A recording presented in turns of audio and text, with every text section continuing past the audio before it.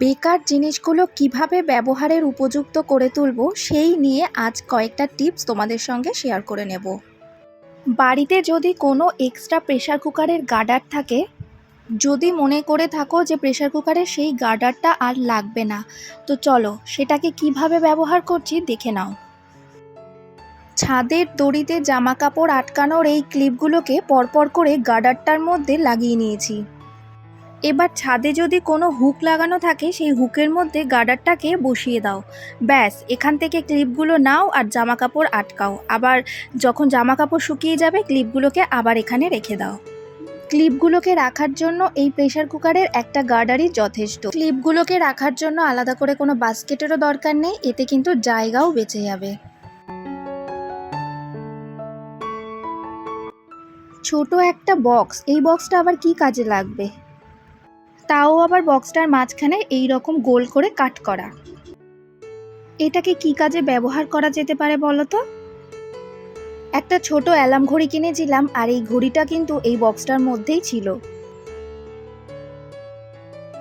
বক্সটার মাঝখানে এই রকম রাউন্ড করে কাট করাটাই জানো তো আমার একটা কাজে লেগে গেছে। ঘরে আরাম করে বসে বসে কোনো চিপস খাচ্ছি, চকলেট খাচ্ছি, সেই প্যাকেটটা ফেলবো কোথায়? আবার বাইরে যাব? তার থেকে এই বক্সটা রয়েছে, এর মধ্যেই এখন আপাতত রেখে দিই। ব্যাস, প্যাকেটটা ফেলার জন্য আর বাইরে যেতে হলো না, এখানেই রেখে দিলাম। আবার জানো তো, এই যে ড্রেসিং টেবিলের কর্নারে বক্সটাকে আমি রেখেছি, যখন আমি কোনো কটন দিয়ে মুখটাকে ক্লিন করি, তারপরে কটনটা আবার ফেলবো কোথায়? তখন এই বক্সটার মধ্যে ফেলে দিই। পরের দিন ঘর পরিষ্কারের সময় বক্সের মধ্যে থাকা জিনিসগুলোকে আবার বাইরে ফেলে দিয়ে আসি। ব্যাস, বক্সটাকে এইভাবেই রোজ ইউজ করি। ব্যবহারের পর এই ছোট ছোট কৌটোগুলো একটা বড় কাজে কিন্তু সাহায্য করে। কৌটোগুলোকে পরিষ্কার করে এক জায়গায় রেখে দিই। যখন আমরা কোথাও বেড়াতে যাই তখন একটা ছোট পাউচ বা এরকম টাইপের একটা ছোট ব্যাগের মধ্যে কিন্তু সানস্ক্রিন, টোনার, তারপরে আরও অনেক আদার্স যেগুলো আমরা সাজার জন্য ব্যবহার করি সেই জিনিসগুলো নিয়ে যাই। কিন্তু এই ছোট্ট ব্যাগের মধ্যে এত কিছু নেব, জায়গার তো দরকার। তার জন্য যদি বড় বড় ওই ক্রিমের কৌটো না নিয়ে এই ছোট ছোট কৌটোগুলোর মধ্যে অল্প করে ঢেলে ঢেলে নিয়ে যাই, তাহলে কিন্তু জায়গা অনেকটা বেঁচে যাবে। একটার মধ্যে সানস্ক্রিন, আরেকটার মধ্যে বডি লোশন, আরেকটার মধ্যে ময়েশ্চারাইজার, এইভাবে যদি ভাগ ভাগ করে নিয়ে যাই তাহলে দেখো জায়গা কতটা বেঁচে যাবে। এই ছোট একটা কাচের কৌটোর মধ্যে আমি সব সময় যেখানেই যাই না কেন ফাউন্ডেশন ক্যারি করে নিয়ে যাই। আর এই যে ছোট্ট একটা নেইল রিমুভার দেখছো, সো এই শিশিটার মধ্যে কিন্তু বডি অয়েল অথবা টোনার এই শিশির মধ্যে করে কিন্তু ক্যারি করে তোমরা নিয়ে যেতেই পারো। আজকের প্রত্যেকটা টিপস কিন্তু আমি নিজেও ফলো করে থাকি, তো সেটাই তোমাদের সঙ্গেও শেয়ার করে নিচ্ছি।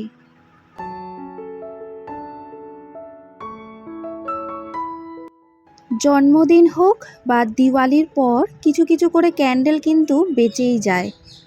সেই পুরনো পুরনো ক্যান্ডেলগুলোকে দেখো এক জায়গায় জমিয়ে রাখি প্রথমে।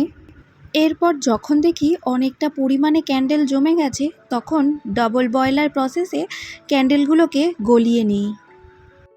তারপর সেই পুরনো ক্যান্ডেলগুলো দিয়ে নতুন করে আবার ক্যান্ডেল বানিয়ে নিই।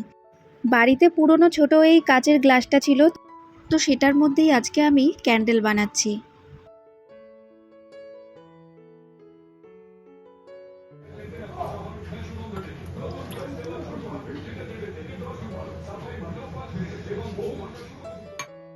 পুরনো ক্যান্ডেলগুলোকে ডাবল বয়লার প্রসেসে গলিয়ে নেওয়ার পর দেখো আমি কাচের এই ছোট্ট গ্লাসটার মধ্যে ঢেলে দিয়েছি। এবার ঠান্ডা হতে দেব। যখনই দেখবো যে জমে গেছে মোমটা, তখন এইভাবে কিন্তু যে কাবাব স্টিকের মধ্যে ক্যান্ডেল জ্বালানোর জন্য যে সুতোটা দিয়েছিলাম সেটা কেটে নেব। তো এখানে দেখো বাড়িতেই কিন্তু আমি একটা বড় ক্যান্ডেল বানিয়ে নিয়েছি।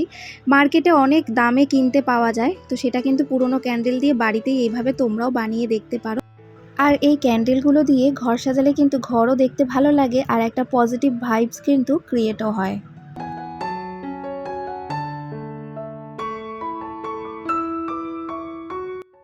আজকের ভিডিওটি কেমন লাগছে সেটা কমেন্টে কিন্তু অবশ্যই জানিও।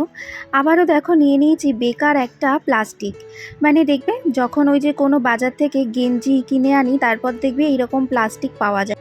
আর সেই প্লাস্টিক দিয়ে যদি বাড়িতে রিমোটগুলোকে কভার করে রাখি তাহলে কিন্তু রিমোটগুলোতে ধুলো ময়লা পড়বে না।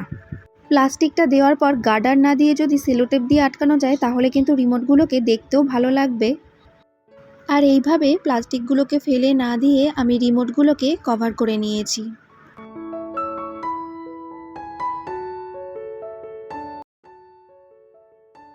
এটাই আমার আজকের লাস্ট টিপস।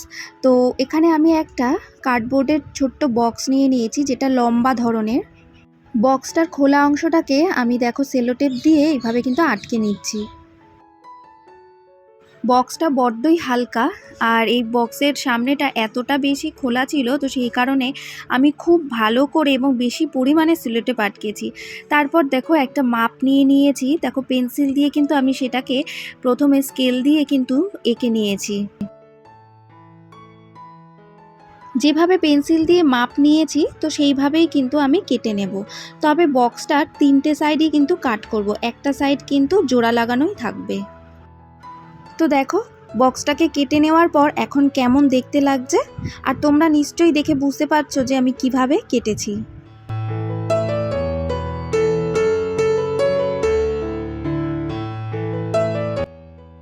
এখন বক্সটাকে কালার করে নিচ্ছি। চাইলে এর ওপরে কিন্তু যে কোনো কাগজ দিয়ে কিন্তু আঠা দিয়ে তোমরা সুন্দর করে বক্সটাকে সাজাতে পারো। এটা যার যার নিজস্ব চয়েস, যে যেরকমভাবে পারবে সেই রকমভাবে কালার করতে পারে অথবা কাগজ লাগিয়ে নিতে পারে। তো দেখো আমি বক্সটাকে কিছুটা এইভাবে কিন্তু কালার করেছি আর কাগজও লাগিয়েছি। বক্সটাকে এখন দেখতে এইরকম লাগছে, আর এই রকম করে বানানোর কারণ একটাই, যে এর মধ্যে যদি কোনো জিনিস রাখি, এখানে আমি পেন রেখেছি, চাইলে মেকআপের কোনো জিনিসও রাখতে পারো। তো এটাকে ঢেকে দিলে পরে কি হবে, তো ভেতরের জিনিসগুলোর মধ্যে না আর ধুলো ময়লা পড়বে না। নর্মাল বক্সটার থেকে এইভাবে যদি সাজিয়ে গুছিয়ে একটু রাখি তাহলে যেখানেই রাখবো সেই জায়গাটাও দেখতে ভালোই লাগবে। তো ঠিক এইভাবেই তো বেকার হয়ে যাওয়া জিনিসগুলোকে যদি ফেলে না দিয়ে যদি আবার ব্যবহারের উপযুক্ত করে তুলতে পারি তাহলে কিন্তু জিনিসগুলো আর বেকার মনে হবে না। তো আমার আজকের ভিডিওটি এতটুকুই থাকলো। ভালো লাগলে লাইক সাবস্ক্রাইব করে পাশে থেকো। দেখা হচ্ছে নতুন ভিডিওতে আবারও।